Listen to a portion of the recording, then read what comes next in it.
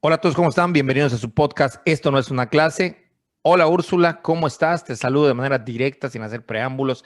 Cada vez me estoy forzando a tratar de no hablar tanto y hacer unas intros grandes. Lo prometo y lo prometo, pero no se logra.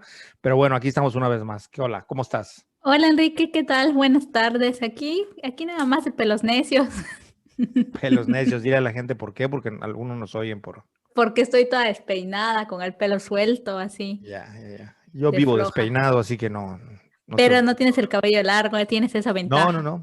Pero aunque lo tuviese, yo creo que sería de una mujer o una persona o un hombre o como sea despeinado toda mi vida. Así como Pero yo. sí, me vale gorro. Y yo, la verdad es que yo no me fijo, o sea, a ver, cuando era chico, cuando era niño, sí veía yo que como que vete bien peinado a la escuela, te ponían limón, te pegaban chaya, te pegaban cosas en tu cabeza para que vayas bien untado, ¿no? Te ponían Wildro, te ponían, no había gel cuando yo era niño, ya después llegó el gel en la secundaria y se volvió una adicción para los mexicanos. Pero, pero la verdad es que fuera de eso yo ya no me fijo, ¿no? O sea, no me doy cuenta de, será porque ando entre puro antropólogo, entre puro científico, entre puro académico, que Puede ser. no sé, pero yo no me fijo en la gente despeinada, o sea, no. Pues sí, puede ser. Y yo siempre he andado despeinada desde niña. Mi mamá nunca fue como de preocuparse porque estuviéramos peinaditas, o sea, solo la cola que nos hacíamos literal y Sí. nosotras nos la hacíamos. Y ya. Y pues mi pelo es rebelde. Entonces, Y pues pasa un eso. poco como con la ropa, ¿no? Que por ejemplo yo, también de chico, pues el uniforme, llevarlo bien planchadito, bien lavadito y todo. Pero ya después, sobre todo cuando empecé a manejar, me di cuenta que de nada servía planchar mi camisa. Yo subía al carro y cuando bajaba parecía que habían sacado mi camisa de una botella. Sí, sí. Entonces, digo, a menos de que bajes algo no sé, de donde estás lavando, o que tu ropa, no sé qué tenga que pasar, pero normalmente si tú doblas una ropa bien, digamos que cumple con los estándares normales, contemporáneos, no tan arrugado, ¿no? O sea, si le Ok. das una buen doblez. Pero, no sé, son cosas como las que ya hace mucho tiempo, muchos años que no me fijo, pero bueno, no sé si toda la gente se fije o no de ese tipo de cosas, ¿no? Pues creo que mucha gente se sigue fijando. Tengo una anécdota sobre el planchado y todo eso. Hace unos meses eché a perder mi plancha con mis experimentos que yo hago. Entonces, en uno de esos experimentos estaba derritiendo cera de diferentes maneras y se me ocurrió derretir la cera y primero la derretí con una hoja encerada debajo para encerar una tela y salió perfecto. Y luego se me ocurrió, bueno, ahora lo voy a hacer directamente la plancha contra la cera que está sobre la tela. Fue la peor cosa que pude hacer porque la cera derretida se le metió a la plancha por los huequitos de agua y arruinó mi plancha. Wow. Y pues yo dije, bueno, puedo vivir sin la plancha, puedo vivir sin plancha, pues qué más, estamos en pandemia y no plancho. Y llegó un punto en que ya no pude más, hace como 15 días que ya, me tuve que comprar una plancha. O sea, pero primero que nada, planchabas, o sea, normalmente sí utilizabas la plancha para tu ropa. Pues ocasionalmente, pero tengo ropa que sí necesito planchar, o sea, Sí, hay, como, hay algunas que sí son y que como... sí uso, entonces era como que no había usado ropa porque no podía plancharla. Y además de eso, se me ocurrió poner esto en Facebook y una de mis tías me puso, pero claro que la Tu plancha es army de algo tías, tu indispensable. army, Ah, bueno, sí, Úrsula y su army. que las quiero mucho a todas mis tías. Besitos, mamá. Pero bueno, Diles que ajá, rolen el podcast, les voy a decir, diles les que lo voy a rolan, decir. ya que son un army, que se comporten como tal. Saludos a las tías, no se molesten conmigo. Army son los grupos de fanáticos de los grupos de K-pop actuales, de música de Corea.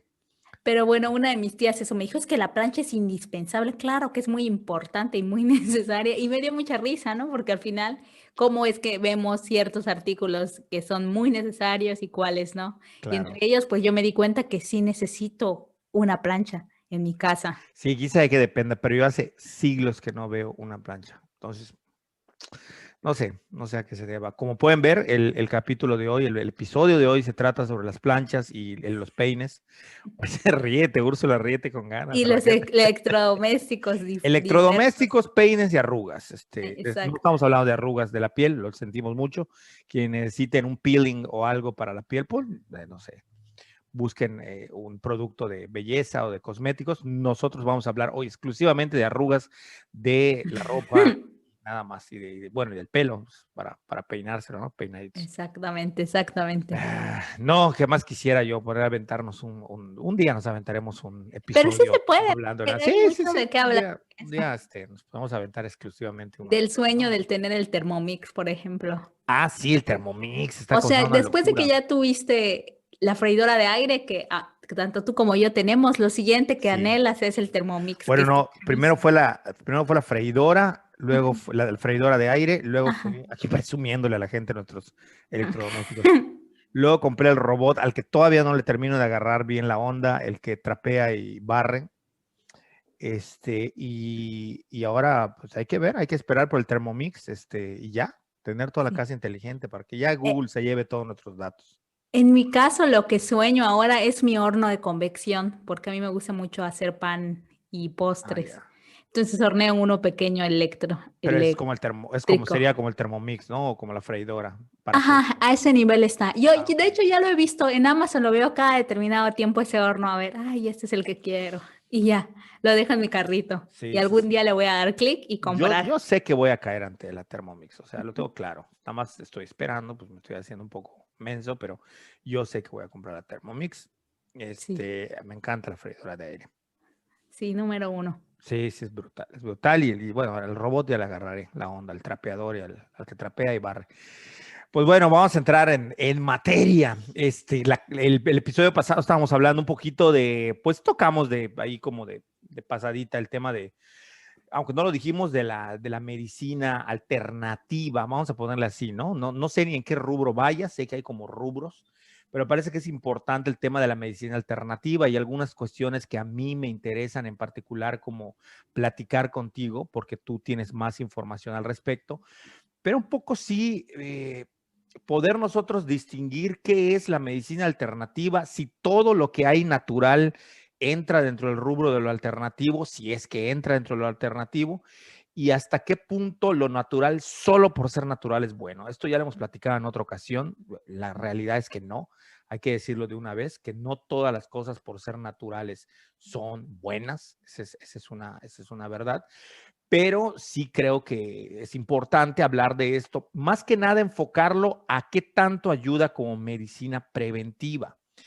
Yo tengo una anécdota que ya te he contado a ti y a mucha gente a quien puedo le hago esa historia, se la cuento, y es el caso de que mi papá, que no sé si lo dije en el podcast pasado, pero bueno, me la vuelvo a recetar.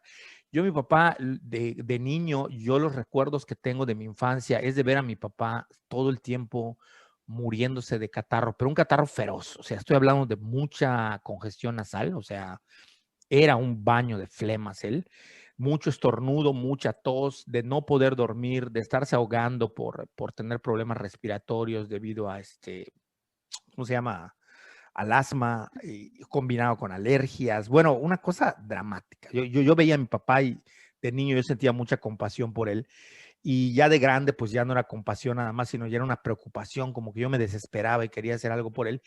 Y él de pronto, pues siguiendo consejos de gente, empezó a consumir ajo, tal cual. Entonces, como el ajo es muy fuerte, él lo que hacía era que picaba en pedacitos el ajo, lo ponía en una cuchara con miel, la miel sin siquiera él pensar en que fuese a hacer otra cosa más que un lubricante para que pase rápido o de la manera menos tormentosa por la garganta, la lengua y la garganta, y se lo trague. Entonces, un año estuvo consumiendo todos los días, no me acuerdo si era más de una vez, pero seguro una vez al día, durante un año estuvo consumiendo ajo. A día de hoy, mi padre ha dejado de consumir ajo, o sea, esto tiene mucho, o sea, tiene, no sé, 10 años atrás. Mi padre dejó de consumir el ajo como lo consumía y mi papá al día de hoy no tiene una recaída de ningún catarro. Cuando le llega a dar catarro, y mi papá es una persona mayor, sabrán de entender los que nos ven y nos oyen, mi papá al día de hoy no tiene ninguna recaída seria o considerable, afortunadamente, de catarro. O sea, dejó de estornudar, cuando le da es muy leve y no queda otra explicación más que la del ajo, porque es que no hizo nada antes. Bueno, sí, antes probó 20,000 cosas, pero hay que decir que fue de largo aliento, o sea, fue una cosa, un acto de fe, o sea, estarse metiendo el ajo todos los días durante un año. Y después yo quise hacerlo porque hay otra anécdota de un señor que yo conocí, la cuento muy rápido. Conocí en Zamora a un señor, un campesino, que llegaba en las tardes a pedir que, cuando yo estaba estudiando la maestría, a pedir que podaran los árboles de la casa, y ya en la puerta de la casa teníamos un árbol, la casa que rentábamos. Entonces ya él trabajó, y después pues decidimos invitarlo a almorzar.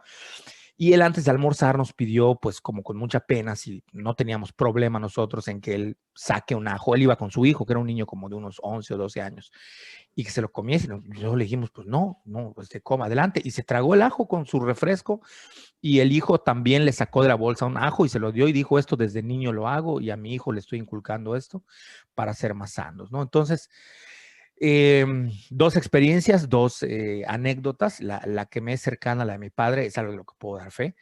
Y no sé hasta qué punto tú consideras que esto sea algo que deba de tratarse, de abordarse, y cuál es su relevancia. Más adelante me gustaría que hablaras, aparte de esa introducción que acabo de hacer, sobre el tema de la miel, porque me parece que respecto a este tema de medicina alternativa o de terapia, sobre todo ahora con el COVID, como que no sabemos bien si sirve, si no sirve, para qué sirve, sobre todo creo que en México particularmente hay una ignorancia generalizada sobre el tema de lo preventivo. Entonces, me gustaría saber qué piensas.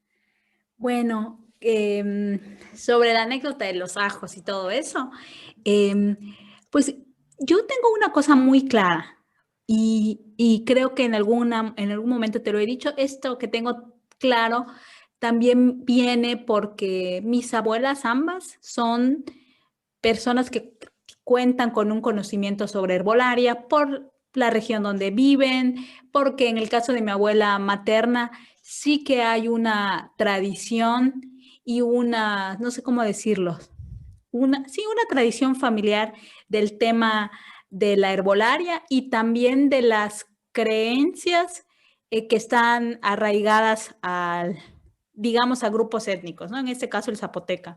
Mi abuela materna y mi abuelo paterno, que ya no está aquí con nosotros, de verdad creen ciertas cosas, ¿no? Creen en los nahuales, mi abuelo contaba como un hecho verídico que una de sus tías se convertía en un lagarto, o sea, como ese tipo de cosas están muy arraigadas en mi familia, sobre todo en mi abuela y sus hermanas, ¿no? Y ellas cuentan con un conocimiento sobre herbolaria que, digamos, es vasto y que utilizan como remedios para curar ciertas cosas y también para prevenir. Y la otra es por un lado. Y por otro lado es que se sabe, o sea, y desde la ciencia se sabe que, o sea, tan es así que muchísimas farmacéuticas lo que ocupan es compuestos químicos que, si bien se originan de plantas, de extractos naturales, después son hechos sintéticamente en laboratorios, ya que se conoce, digamos, el compuesto químico y el principio activo. Entonces, eso por un lado. Y esto lo que hace es que justamente le da validez de alguna manera al hecho de que nosotros podamos consumir ciertos alimentos o hacer ciertas cosas y encontrar un beneficio, porque al final sí existen compuestos, sí existen propiedades en los vegetales, en los cereales, en los tubérculos que nos permiten mejorar nuestra salud. Y por algo también los médicos nos recomiendan de repente, pues come mucha zanahoria para la vista, come mucha, Claro. porque hay una base o sea, una base científica y de conocimiento y de investigación atrás que nos permite entender esto. Eh, eh, por otro lado, o sea, esto por un lado, y por otro lado, también hay que empezar a cuestionarse, pues justamente este tipo de prácticas por una sencilla razón, porque desde lo natural, desde la herbolaria, desde la medicina, no sé si, no es la homeópata, no me acuerdo ahora el nombre, pero que es alternativa, hay una cosa que a veces no tomamos en cuenta y que son las dosis. Yo te voy a Sí. dar un ejemplo clarísimo, porque además es algo que yo consumo, aceites esenciales. Los aceites esenciales de unos 20 años para acá han cobrado un auge espectacular, enorme. En Estados Unidos, las marcas doTERRA y OnLiving y un montón se han vuelto monstruos. Y más que el uso terapéutico, han hecho que los aceites esenciales, al menos en Estados Unidos al día de hoy, sean parte de un estilo de vida. así estilo On My Life, Herbalife y eso, Sí. se vuelven un estilo de vida. Y por ejemplo, sé de buena fuente que en doTERRA, la parte del estilo de vida de los aceites esenciales, hay mucha parte que nos indica ingerirlos, no solamente usarlos en aromaterapia o usarlos de manera tópica, sino ingerirlos. ¿Pero qué son los aceites esenciales? Los aceites esenciales son extractos puros de plantas, de flores, de Ok. tallos y que sirven de forma terapéutica para ciertas cosas. Los más conocidos, por ejemplo, es el aceite esencial de lavanda, que muchos usan para dormir. De hecho, yo en alguna ocasión te he proporcionado a ti cosas que tienen Sí, aceites esenciales de sí, sí. lavanda. Yo las No uso para sabía. dormir. Y, por ejemplo, también yo soy señora de los aceites esenciales. En mi casa siempre tengo un rolón que tiene se le llama un aceite vehicular, es decir, exacto, como un aceite de rosas, como una cremita en el que le pongo aceite esencial puro de lavanda y me lo froto aquí en la sien o acá para dormir. Siempre tengo también aceite esencial de eucalipto por el tema de mi congestión y mi sinusitis y así de tomillo. Y el caso con los aceites esenciales es que el uso desmedido o sin una dosis adecuada puede causar reacciones en el cuerpo. Entre ellas puede ser alergia, que a mí me ha pasado, ¿no? Uso un aceite esencial, después de mucho tiempo me empieza a generar dermatitis y lo tengo que dejar de usar. Y que tampoco conocemos las dosis para ingerirlos y mucha gente los está ingiriendo. Sí. Y sí que se han presentado casos de gente con problemas de salud graves después de un uso en exceso de aceites esenciales, ya sea de manera tópica o sea de manera ingerida. Y bueno, yo estoy hablando a grandes rasgos, hay un chorro de documentales y de trabajos que han justamente, y valga la redundancia, documentado esto. Si bien los aceites esenciales forman parte de esta medicina alternativa, porque en realidad sí que ofrecen y voy a repetir la palabra alternativa para el bienestar, sobre todo para temas como de relajación, de cosas como congestión nasal, sí hay que ser muy cuidadosos, tanto de cómo lo usas como si además lo recomiendas y estás dentro de esta gran pirámide que es pensar en los aceites esenciales como un estilo de vida. Eso por un lado. Oh. Y por otro lado también me parece que de repente se ponen de moda ciertas plantas o extractos, ¿no? Como la moringa, por ejemplo. La moringa estuvo de requete moda y todo el mundo decía lo fabulosa que era la moringa, ¿no? Okay. Y yo, El noni también. el noni, exactamente. Y cuando yo empecé a trabajar en el último lugar donde estuve trabajando de manera formal, empecé pues yo, como soy, ¿no? Me llevo con todo el mundo y platico con todo el mundo y a todo el mundo le saco plática hasta las piedras. O sea, si hay alguien que pueda hacer hablar a las piedras, soy yo. No solo soy parlanchina, sino que además puedo hacer que las otras personas hablen. Entonces, platicando con uno de los veterinarios que trabajaba el proyecto de granjas ecológicas en unas localidades del sur de Yucatán, no del sur, mentira, ay, Sucacap y todo eso, no sé por qué El elige sur. sur. Es el cono sur, No, ¿verdad? Sucacaba es el sur. Sí, sí. Bueno, él me platicaba que a las gallinas les hacían, en su agua les preparaban medicina. Este, perdón por la tos. Te tragas una castaña, tía. Casi, casi. Político ese de. Qué horror. Bueno, el caso es que en el agua que le daban a las gallinas les ponían ciertos extractos y entre ellos moringa.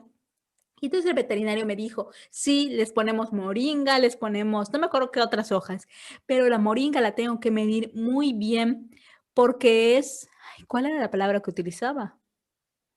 Bueno, no me acuerdo cuál es el término que utilizaba, pero lo que hace la moringa es que a cierto nivel es tóxico para los riñones. Es decir, compromete la función renal si se consume en una dosis que no es la adecuada. Y él, hasta para las gallinas, por el peso, por el tamaño, por si son hembras o machos, tenía una dosis específica para las gallinas de moringa. Y si veía algún cambio raro con las gallinas, que aparte la ama a las gallinas, enseguida les cambiaba y les movía la fórmula o les quitaba la moringa.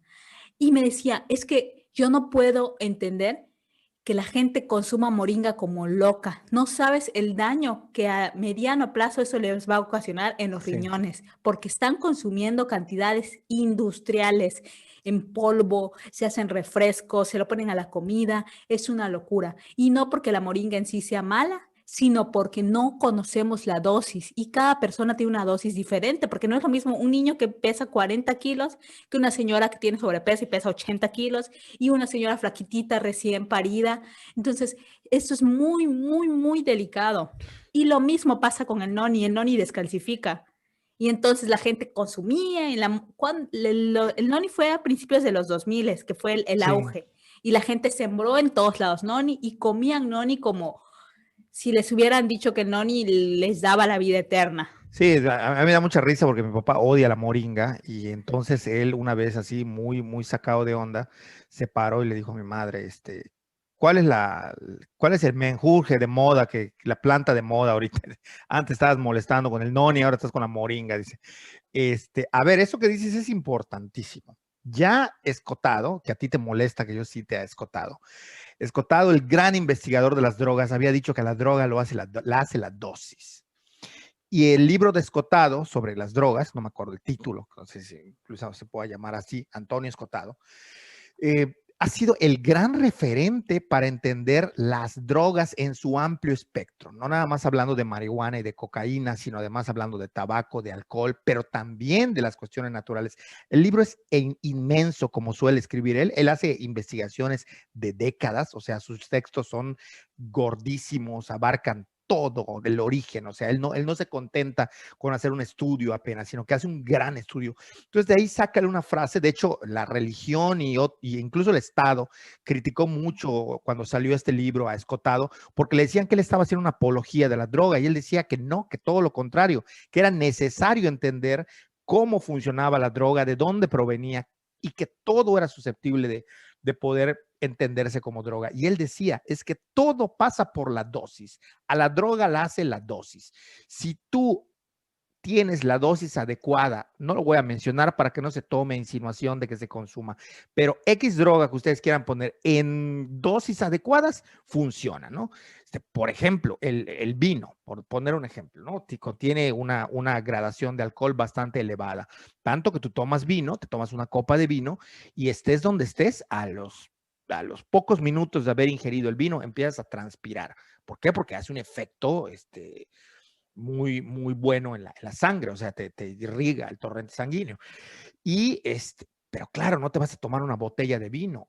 E incluso dependiendo, a lo mejor una cucharadita le puedas dar a un niño, no lo sé, no estoy diciendo que lo hagan, no estoy dando ideas, pero creo que esto puede ayudar a que la gente entienda a qué nos estamos refiriendo. Lo mismo que tú decías, ¿no? Por ejemplo, la jamaica, que te deshincha, que te ayuda. Sí, pero todo diurético, por natural que sea el diurético, si lo usas en exceso, va a tener una repercusión en las vías urinarias, como eso que estás diciendo de la moringa.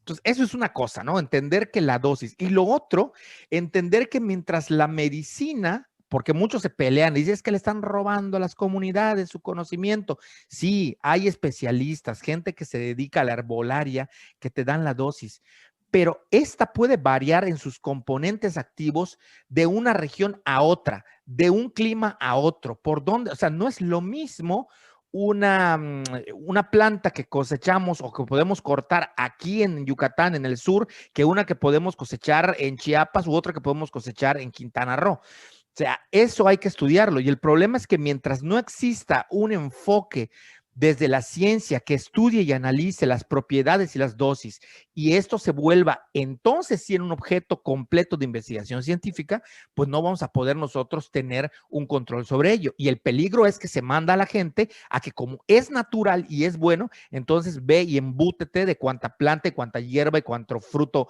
veas. Y no es así. O sea, no funciona de esa manera. Pero sí me parece que en algunos casos, y ahí es donde entra el siguiente término, que es medicina tradicional. Es decir, aquí estamos acotando el hecho de que cuando apelamos a lo tradicional nos estamos refiriendo a una cultura, a una sociedad que tiene una cultura, y en esa cultura estas medicinas han pasado su eficacia, la dosis y manera de aplicarse de generación en generación.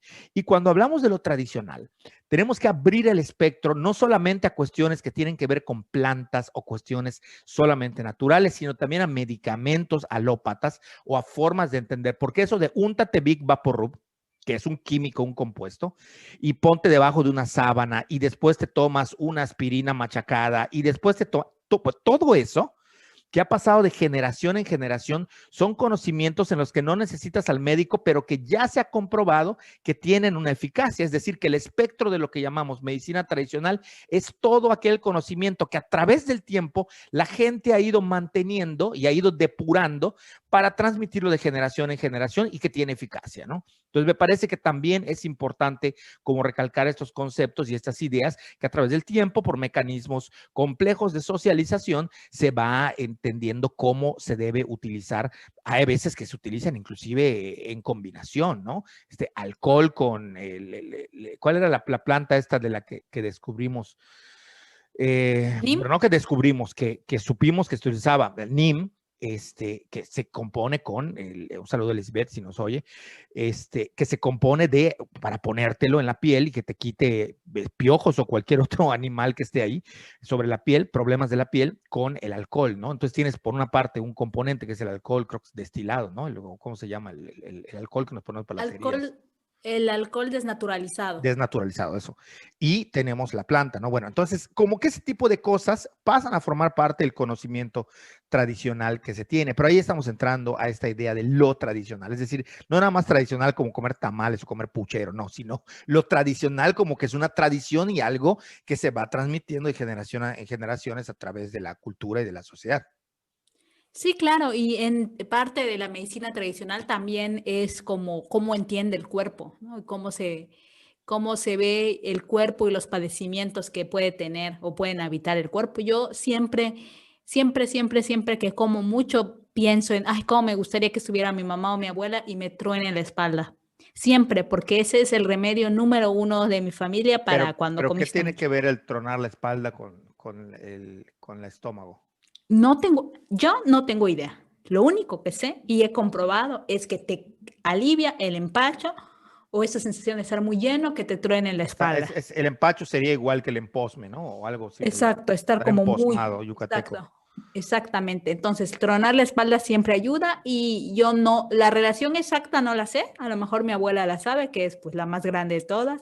Lo que sí es que te lo quita y que mi abuela sabe tronar la espalda, mi mamá sabe y yo sé tronar la espalda porque aparte es algo que me gusta ya no solo cuando esté empachada, sino cuando llego a Campeche y le pido, ay mamá, tróname mi espalda, porfis, porque siento un alivio en general cuando me truenan la espalda. Sí. Y eso, ¿no? Las maniobras que se hacen con el cuerpo para mejorar dependiendo de ciertas cosas que podamos o no estar padeciendo en el momento. Como tú decías, esa combinación entre cosas o medicina alópata con medicina a veces homeópata. La homeopatía cada vez está ocupando más espacios dentro de la medicina tradicional ya. Y también No, dentro del... la famosa Coca-Cola con limón para la diarrea, ¿no? Que sí tiene, a mí una médico me explicó qué onda con eso, que sí te ayuda Sí, claro que ayuda. a Claro tapar, que pero ayuda. también te genera una Sí, acidez que sí, agárrate para la totalmente. gastritis. Sí, Pero bueno, eso también ocurre cuando los médicos nos dan una pastilla, pero no nos dicen que esa pastilla nos va a dar gastritis, cuando son muy claro. fuertes, ¿no? Sí, Bueno, cuando estuve con lo del riñón hace unos meses, acababa con, o sea, terminando mi tratamiento del antibiótico y la cosa para eliminar el escozor al orinar y todo eso, acabé con el estómago destruido, o sea, sí, era horrible y yo decía, ay, me quitaron una cosa y me pusieron otra, ¿no? sí, Así, sí, sí, sí. eso pensaba, pero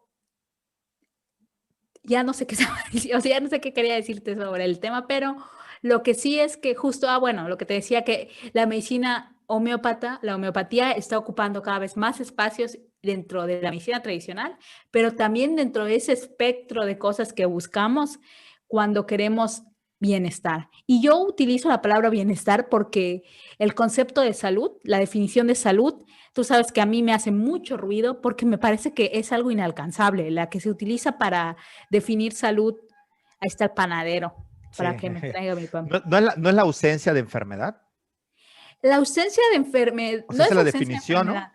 es la ausencia de enfermedad y de un chorro de cosas. O sea, es como, y el equilibrio físico, mental, Sí, sí, espiritual sí, y sí, haz todo eso. yoga, corre, Exacto, es sé enorme. una, O sea, sé perfecto, sé sí, perfecto o en sea, todas para las... que tengas salud tienes que ser así.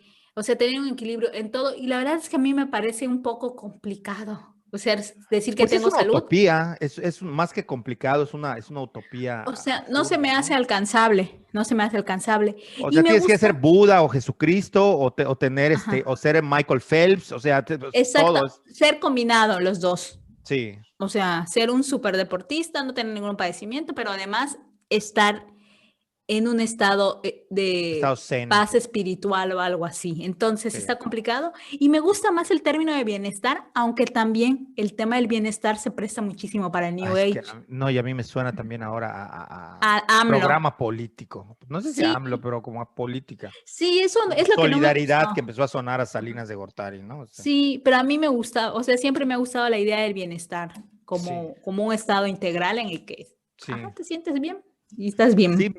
a ver, sí, sí, sí, sí, sí, sí. Pero, te digo, entonces me parece que en ese abanico de posibilidades para alcanzar la salud o para alcanzar un estado de bienestar, cada vez más todo lo alternativo ocupa un espacio y cada vez más justo estamos en un momento, me parece, en el que el discurso científico y la ciencia en general ha cobrado como una especie de descrédito por ideologías y por cosas así que por supuesto yo no comparto. Para mí la ciencia y el conocimiento científico son la base de las decisiones que tomo respecto a Totalmente, mi salud y totalmente. respecto a muchas cosas, ¿no? O sea, no voy con, no sé, con mi abuela a preguntarle ciertas cosas porque sé que la respuesta la encuentro en la ciencia, Claro. no en eso, pero creo que cada vez más, justo por temas ideológicos,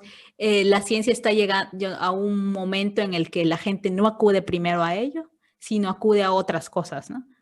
Sí, a ver, hablábamos en algún podcast que esta relación entre la ciencia y la razón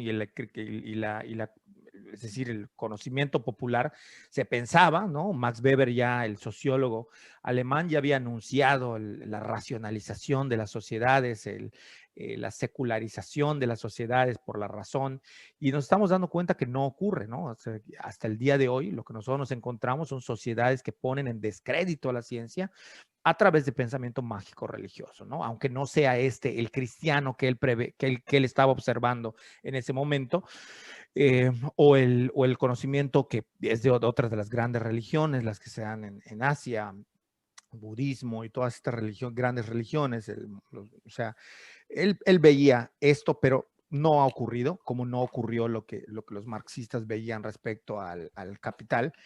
Pero bueno, más allá de lo que digan estos grandes teóricos, a mí me parece que hoy en día hay como ciertos avances y ciertas realidades en ese sentido. Y una es de que estas medicinas tradicionales o estos conocimientos tradicionales sobre el curarse han servido como una forma que tenemos más, además de la medicina alópata, para acercarnos a este bienestar del cual tú hablas, sin estar necesariamente buscando este estado zen por un lado espiritual, pero por el otro lado también la salud física. Y a mí me llama la atención que justo esto que hablábamos, ¿no? De las dosis, de cómo se debe tener responsabilidad. De hecho, nosotros podemos observar que cuando compramos algún producto naturista, siempre trae la leyenda, ¿no? Este producto, responsabilidad de quién lo consume y de quién lo recomienda. Y para mayores cosas, consulte a su médico. O sea, lo que te están diciendo es que si eso no sirve, ve corriendo al médico porque la vas a regar, ¿no? Una cosa, y es que cuando hablamos y aquí sí quisiera meterme al tema de la medicina preventiva, cuando hablamos de las cuestiones naturales, tradicionales, o sea, naturales y tradicionales, que se tienen que ver a largo plazo, como yo mencionaba lo del ajo con mi papá, o sea, duró un año o más para que él pueda ver resultados. Y el tema es ese, que la medicina alópata lo que hizo, lo que hace la ciencia con su investigación, es sacar elementos químicos, comprimirlos, uso cualquier expresión, que no sea esa, en una píldora, en una inyección, en un jarabe, para que ahí esté concentrada la dosis para que te haga un efecto rápido. Lo otro sí, no es que no te puedas curar de una enfermedad, pero para que te puedas estar sano y curar esa enfermedad, tiene que haber un proceso de largo aliento en el tiempo, consumiendo eso y bajo estricta vigilancia para que pueda rendir frutos. Y voy a poner el ejemplo, que es un ejemplo, pero también un poco de crítica, es decir, que lo tomemos con matices, lo que ocurre con Cuba. ¿Por qué? Porque es el país que tenemos más cercano, el que conozco y al que además sobre el que se elevan mitos, como también dijimos en este podcast, en algún episodio, ¿no? ¿Qué pasa con Cuba? Que precisamente, mucha gente no lo sabe, pero Cuba era una potencia a nivel médico mucho antes de la Revolución Cubana. Mucho antes de la Revolución, ya tenía unas estructuras. Tuvo, creo que, el primer hospital pediátrico más importante de toda América Latina, donde incluso presidentes o mandatarios de Canadá y de Estados Unidos mandaban a sus familiares para que tomaran atención médica en Cuba. Esa gran estructura médica a la que le apostó Cuba desde finales del 19 y principios del 20 se mantuvo. Después empieza a decaer la economía, la parte social, empieza a tener, pues, lo que todo el mundo ya sabe. No voy a meter a hablar de la caída del bloque socialista ni de estas cosas del periodo especial, porque nos llevaría a otro lado.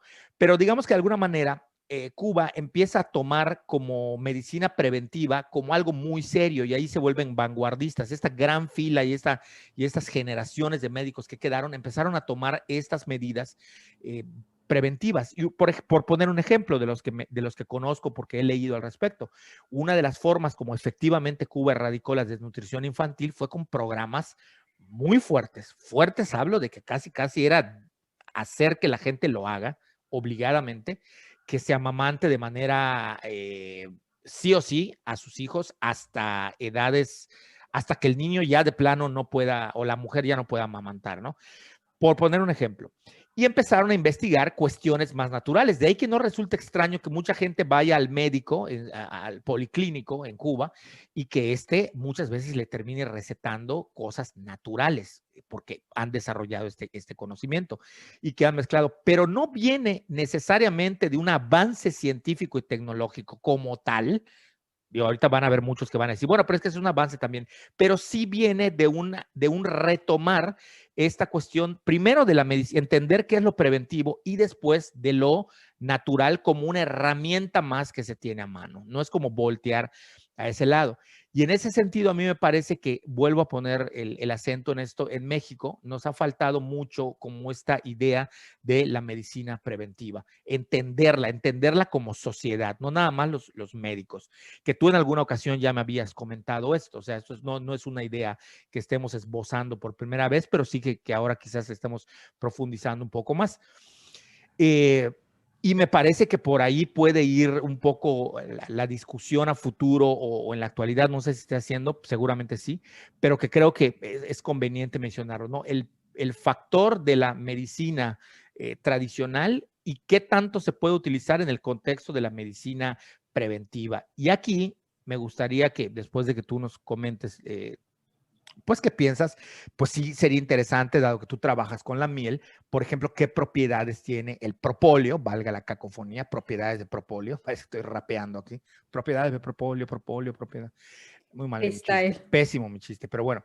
Sí, un poco como que podamos platicarlo, porque está la discusión ahora con la pandemia, ¿no? De, no, pero no tomes esto, pero a ver, todo lo que te ayude, según yo, a tener un mejor estado de salud, donde tu sistema inmunológico se pueda fortalecer, aun cuando sea chupar una china, una naranja, hay que hacerlo. Eso no quiere decir que te vaya a curar o te vaya a proteger si te contagias de COVID, pero yo creo que mientras más herramientas y armas puedas tener, mejor enfrentas la enfermedad o el padecimiento. No sé, eso pienso yo. Sí, completamente de acuerdo en eso. Y sobre la medicina preventiva y la medicina tradicional, yo te he dicho, tengo como una posición muy, muy fuerte al respecto.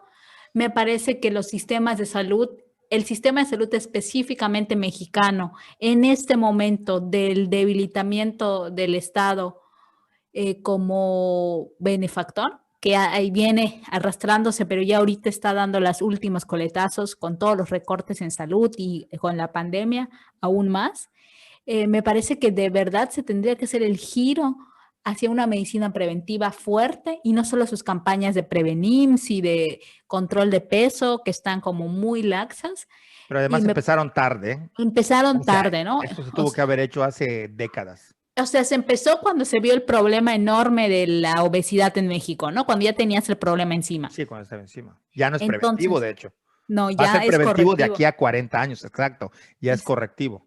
sí, porque le pusieron en el IMSS, es muy famosa la campaña Prevenims y hasta tiene su canción de cuídate, muévete, Sí, quiérete sí, y sí, no sé qué más. mídete, pésate, Ajá, mírate, cuídate, pésate, acaríciate, exacto, tócate.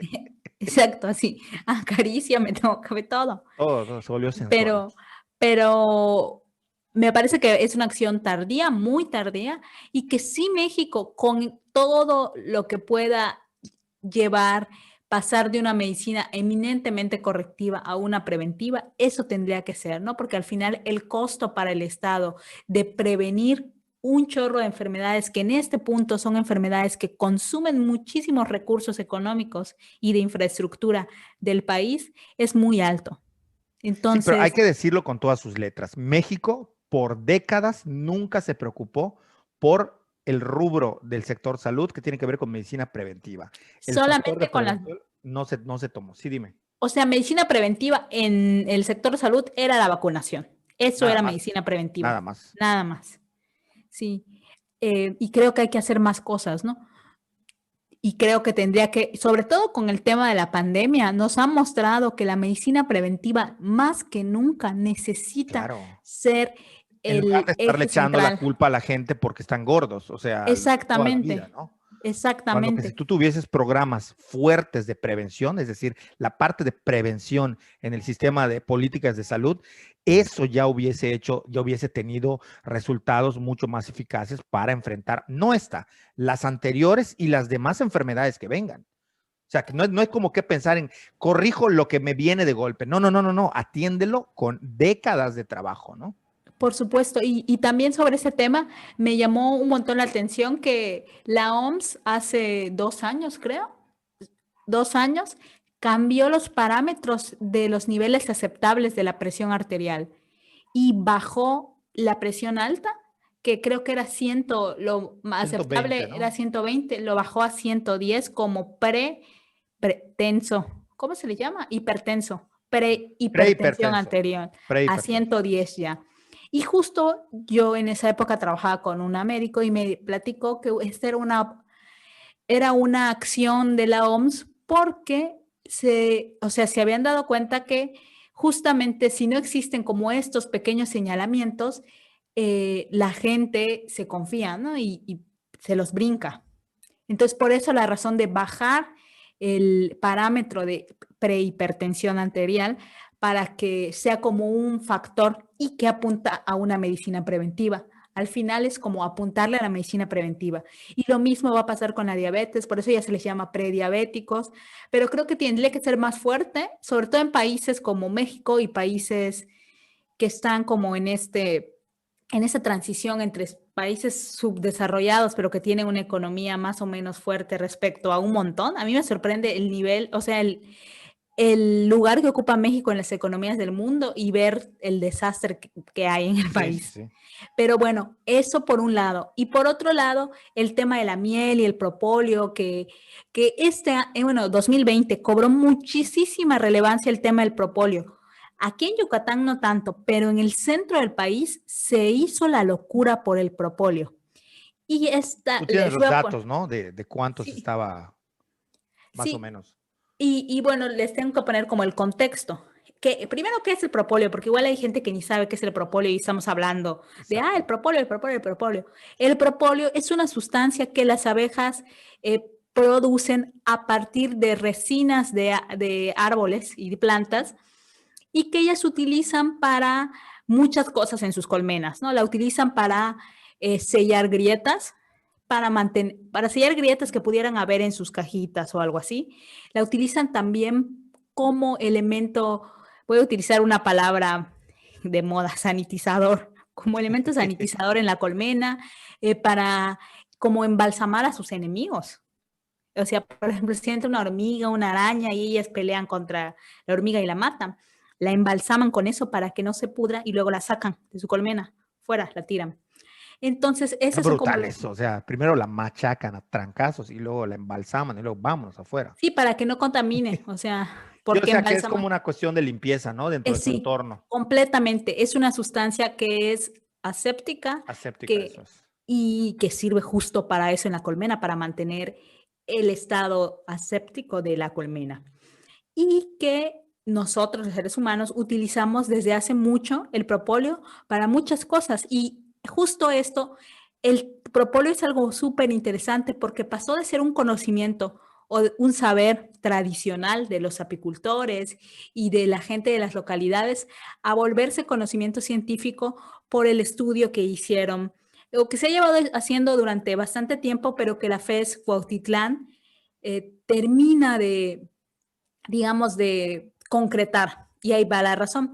El propóleo, los apicultores te lo dicen, la gente de las localidades que consume miel y que conoce de miel y de abejas, te decía, ¿no? El propóleo es un excelente bactericida, es un excelente cicatrizante, es excelente para mantener limpieza, es muy bueno para las infecciones respiratorias, o sea, tomar tintura de propóleo es buenísimo, o sea, eso lo sabíamos y lo tomábamos muchos, ¿no? Los usábamos. Yo he usado propóleo, no lo usaba para tomarlo, sino lo usaba para heridas siempre. Si tenía una herida, le echaba y le echaba tintura y se me cicatrizaba más rápido y mucha gente, sobre todo en Yucatán, yo sí que conozco gente que usaba sprays de propóleos. ¿Qué es la Es, tintura? la tintura es una mezcla de alcohol, puede ser alcohol comestible o puede ser alcohol desnaturalizado para heridas con propóleo. El propóleo sale, o sea, cuando lo sacas de las colmenas viene como en greñas, como si fueran las resinas, pero de otros colores. Y eso, digamos, esa bola de propóleos la limpias si pudiera tener alguna impureza y la pones en alcohol en el alcohol y vas haciendo las tinturas que son hasta 30 días que tú vas a ir machacando, o sea, moviendo o sea, la mezcla de alcohol y propóleo la vas moviendo todos los días, todos los días, todos los días, hasta que ya está como lista para poder ser usada. Y eso es lo que usamos, ya sea para ingerir o para de manera tópica en la piel. Y bueno, ya se usaba, pero justamente la FES Cuautitlán y el doctor Tonatiu Cruz tienen un laboratorio encargado de estudio del propóleo desde hace bastante tiempo y justo en 2020, en julio más o menos, presentaron como, ya habían presentado resultados, pero presentaron con bombo y platillo todo lo del propóleo. O sea, no solamente validaron el conocimiento de los apicultores, ya tanto de la apicultura, digamos, reciente, que es la del Apis mellifera, también la de los meliponicultores, sobre todo ellos están vinculados con los de la Sierra de Puebla y la Sierra Norte de Puebla y Veracruz, con las escaptotrigonas mexicanas, que es una especie nativa de México, Sí. por eso se llaman mexicanas, y validaron todo ese conocimiento, pero no solamente validaron, sino que además encontraron las dosis por cómo consumir el propóleo, ¿no? Y que además, no solo eso, sino que se atrevieron a decir que el propóleo, el extracto de propóleo, en las fórmulas que ellos ya dieron, ya dijeron que la mejor forma es que sea con alcohol, el comestible, el de caña, del grado 70, con 30% de propóleo, o sea, una tintura del 30%. Esa es la, digamos, la formulación perfecta para que sea una tintura de propóleo excelente. Y que además ellos se atrevieron a decir que el propóleo puede servir como preventivo para el COVID en ciertas Claro. fórmulas. Y además que puede servir en el combate de la enfermedad. No que lo cure, No, no, no no, no. que Que no te quede vas a claro que infectar. es preventivo. Y entonces, o sea, yo lo pienso como desde el lado, no, o sea, yo estoy como en el lado medio, ¿no? Porque pues yo soy apicultora y me apasiona y yo conozco de fuentes, digamos, primarias, todo el gran saber que tienen los apicultores y los meliponicultores de la península de Yucatán y me atrevería a decir que al menos conozco de alguna manera lo que saben los apicultores y los meliponicultores de la Sierra Norte de Puebla, ¿no? Y entonces, aquí lo que se muestra es que si bien existe este conocimiento es enorme y si la academia y la ciencia siguiera acercándose y siguiera trabajando con apicultores, seguramente saldrían cosas así de maravillosas como lo del Claro, propóleo, ¿no? totalmente de Saber acuerdo. cuál es la mezcla perfecta, o sea, no la mezcla, la dosis perfecta como canción de ¿Cómo es que la Panteón canción de Rococó. Panteón Rococó? Exacto. Y cómo La es la dosis manera. perfecta que no está en las caderas, está en el buen extracto y en el buen... Exacto. ¿Y cuál es y cómo preparar un extracto de calidad que mantenga las propiedades que el propóleo tiene y cuánto extracto de propóleo de tintura, como le quieran decir, debemos consumir al día y quiénes pueden y quiénes no pueden? Porque, por Claro. ejemplo, niños menores de 2 años No, no deben consumir lo extracto habías de dicho, ¿no? propóleo. Ni miel pueden Exacto. construir los bebés, no pueden consumir perdón, no construir, consumir. Exacto. Gente alérgica al polen no puede consumir extracto de propóleo, pero sí, o sea, aquí es una muestra de justo este trabajo en conjunto. Y la verdad es que yo admiro muchísimo el trabajo del doctor Donatio Cruz. Si alguien lo conoce, que le dé saludos de mi parte, Escríbele, pero escríbele. le voy a escribir, le voy a decir, soy su fan número uno de Yucatán. Mándale un DM. Y no sé si tiene Instagram, No, seguro que sí, está no de es tan moda, grande. por eso lo digo por vacilar. Le mando fueguitos, Mándale le mando fueguitos, dile, fueguitos. un fueguito, un fueguito. Exacto, le voy a mandar fueguitos. ¿Cómo dice el El, influencer ese? Ay, ¿cómo se llama? El que inventó es, lo del fueguito. Ay, no me acuerdo ahorita. Bueno, No me ese, acuerdo. Pero ajá, le voy a mandar fueguitos. un fueguito, un fueguito. Exacto. Jorge Lozano se llama. Jorge Jorge Lozano, ¿no? Lozano. Que dice, cuando aconseja, paréntesis, cuando aconseja, dice, mija, ¿te lo quieres ligar? Pues sí, ¿qué hago? Mándale un fueguito, un fueguito. Ay, no, eso va a ser muy atrevido. ¿A ti qué te importa? Tú mándale un fueguito, un fueguito. Sí, así ya le voy a Se mandar un volvió, mira, fueguito. mándale un fueguito. Exacto. Pero te digo, al final es que, o sea, a mí trabajos como ese y en general, justo esas vinculaciones me parecen como esperanzadoras, porque por una parte está la validación de unos saberes que nosotros ya lo hemos dicho, no es que creamos que la ciencia está jerárquicamente encima de los Sí, saberes, lo dijimos en el podcast pasado, pero sino repítelo, que, sí. exacto, no pensamos que está jerárquicamente uno encima de otro, están de forma horizontal, ay, ya le di el micrófono, pero, pero sí que tienen funciones diferentes y sí que se acuden de manera diferenciada para ciertas cosas, ¿no? O sea, yo no voy a ir, si tengo problemas terribles de mi migraña, por ejemplo, a ponerme solamente lavanda, porque no me va a quitar mi dolor Claro. y me voy a empeorar. Sí, sí, sí. Entonces, sí hay que como saber, digamos, deambular entre uno y otro. Pero justo eso me parece el trabajo con los propóleos, que me pareció muy interesante, pero también que desató una locura, porque la gente del centro del país estaba buscando propóleo como loca, ¿no? O sea, a mí sí que me sorprendió porque yo estoy en foros, bueno, en 80,000 foros, pero en unos foros que es Foro Apícola Mexicano y Apicultores de Yucatán y en un montón más. Y sí era increíble cómo estaban así buscando extracto de propóleo. ¿Quién tiene extracto de propóleo? ¿Quién tiene extracto de propóleo? Una locura. Aquí a varios compañeros se les acabó su propóleo, o sea, de Yucatán, porque lo mandaban a la Ciudad de México, a Morelos, a Estado de México, así, Claro. de locura. Y otra de las cosas que me pareció interesante es que se estableció una norma mexicana para la elaboración de propóleo de calidad. O sea, de extracto de propóleo, perdón, de calidad.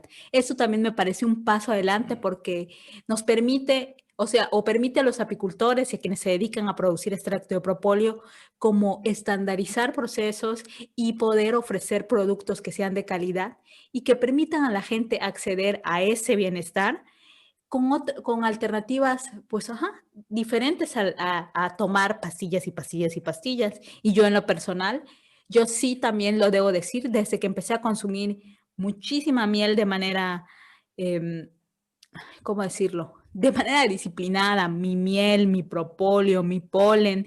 Ya no me he enfermado tanto de las vías respiratorias, que quienes me conocen saben cómo he sufrido con eso. No, Horrible. además hay una cosa, ¿cómo se llama eso bueno, no, tú vendes el propóleo, pero, El o sea, tú extracto de propóleo. distribuyes el extracto de propóleo, Ujú. pero esta bomba que varias veces nos has hecho el favor de conseguirnos, ¿qué otro muchacho, no? Es el que las hace. ¿Qué lleva esto? La bomba. Le decimos la bomba porque no sabemos cómo decirle. La bomba lleva miel, sobre todo miel, es Sí, o sea, es el 95% lleva extracto de propóleo, polen, jengibre, cebolla. porque eso sí que he comprobado, lo he comprobado con mi familia, que cuando te sientes mal o te empieza, o sea, cuando apenas sientas un malestar de garganta o de algo así, te tomas una cucharada de eso con limón y literalmente es una bomba. O sea, todas las veces durante la pandemia que hemos estado a punto de caer en un cuadro de catarro, si consumimos a tiempo esta miel con esto que acabas de describir, no nos entra catarro. O sea, eso sí, al menos para nosotros ha sido de verdad preventivo y funciona y no tarda 5 días tomándolo. No, no, con 1 o 2 dosis ya tienes para que no entre. Así lo hemos evitado, ¿no? Obviamente si ya te entró el catarro, pues bueno, ya no, bueno, tómalo, pero no, ya no te va a ayudar a prevenir, pero sí es importante, ¿no? Como irse informando e ir sabiendo este tipo de cosas y tenerlas a la mano. Por eso, porque ayudan y son preventivas, ¿no? Sobre todo cuando se consumen, como tú dices, con orden, de manera estricta, de manera disciplinada a largo plazo, ¿no? Sí, claro. Y así que te digo, al final, así como el tema del propóleo, así hay un montón de, de conocimientos y de eh, propiedades de plantas, de extractos, de resinas, de un chorro de cosas, ¿no? Que el tema es que al no haber esta vinculación entre conocimiento científico y saberes, Sí, pasa que no conocemos las dosis ni las formas correctas. Y aunque en la herbolaria y en la medicina tradicional sí hay una, digamos, un, no sé cómo decirlo, pues sí, una forma y unas maneras indicadas de consumir, no siempre sabemos si son las ideales, ¿no? exacto. O sea, no Pero de que sabemos ni haya. la dosis, ni la Exacto. forma, ni de qué está compuesto, solamente por ejemplo, la chaya. O sea, Ujú. no son las chayas todas iguales. No, claro que No no. son iguales. Hay chayas que no te van a hacer efecto, incluso tú lo sientes hasta en el sabor. Entonces Claro. sí hay que saber elegirlo, ¿no? O sea, no es nada más recoger en el campo lo que uno encuentre ni hacerlo nada más por hacer, sino Claro. hay que estar ahí con un Quiero prender conocimiento, mi ¿no? luz. Sí, Ahorita vuelvo. sí. Sí, es un poco complicado este tema complicado en el sentido de que no complicado, es complejo, no es algo tan fácil como decir, bueno, pues ya tómate esto, ¿no? Machácate la cebolla y todo, o sea, no. Pero sí es importante que se haga y me parece que hacia ahí vamos y a mí me parece que es interesantísimo y que esta charla abre la puerta para otras charlas más adelante que podamos tener sobre el tema de, pues la medicina tradicional y la preventiva.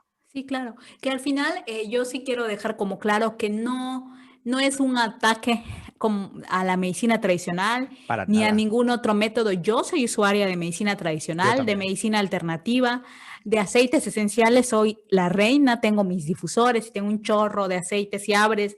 O sea, tengo mi maletita de aceites esenciales, pero sí creo que todo tiene que ser con cautela.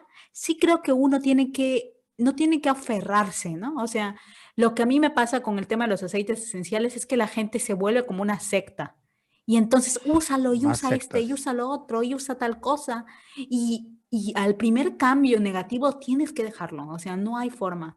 Porque hasta la medicina alópata tiene efectos secundarios, ¿no? Sí, Y que, todo, y falla, y exacto. Por hay gente ejemplo, que comete negligencias. por supuesto, yo por ejemplo no puedo tomar hierro porque a mí el hierro me cae muy mal en el estómago. Así siento como que me dan Ay, puñetazos, Dios. perdón, puñetazos en el estómago. Y la primera vez que me dieron hierro porque tuve un tema de que estaba como baja en los niveles de glóbulos rojos, yo se lo dije al médico y no me hizo caso.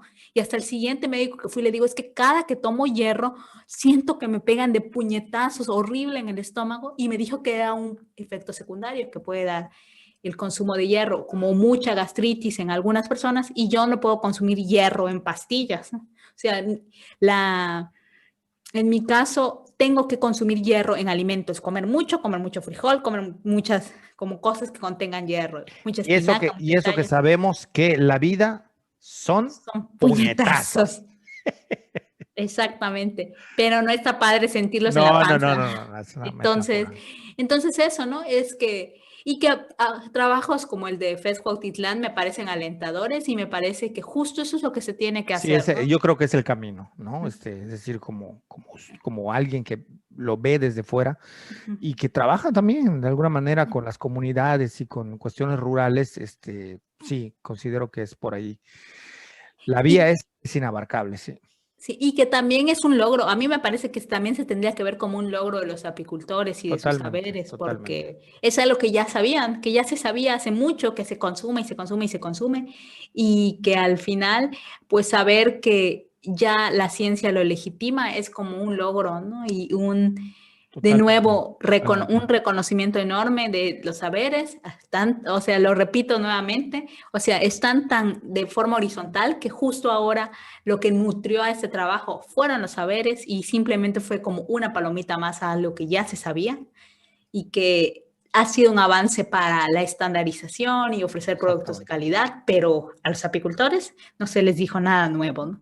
Entonces era Sí, eso. no, no, excelente. Súper, súper interesante y da para hablar, como siempre, más tiempo. Entonces, como nadie nos deja saber de los pocos que nos escuchan, si quieren que sigamos con otras partes, pues igual en el siguiente episodio nos aventamos una tercera parte de, de medicina tradicional y miel. Entonces, no, Pues sí. yo aquí lo dejaría. No sé, si tienes algo más que agregar. Yo Nada parece que más. estuvo muy rica la charla y sobre todo muy, muy importante, de mucho conocimiento de tu parte, por supuesto, y que se discutieron cosas que me parecen relevantes, ¿no? O sea, que no se escuchan todos los días en cualquier lugar, los escuchan aquí con nosotros. Esto no es una clase. Denle clic, alerten a la campanita, denle suscribir, compartan, denle me gusta, comenten, guárdenlo, hagan todo lo que puedan para que, pues, Enséñenselo a sus Como mamás. diría Roberto, sí, pásenlo a sus tías, a todo mundo, como diría Roberto Martínez, denle like al video para que el algoritmo nos trate chido. Exactamente. Algoritmo, ni qué algoritmo. Pero bueno, mi parte es todo. Yo hasta aquí lo dejaría para no hacerlo más largo de lo que ya normalmente lo hacemos. Y me despido deseándoles que tengan unos días excelentes. Hasta luego. Chao. Hasta luego.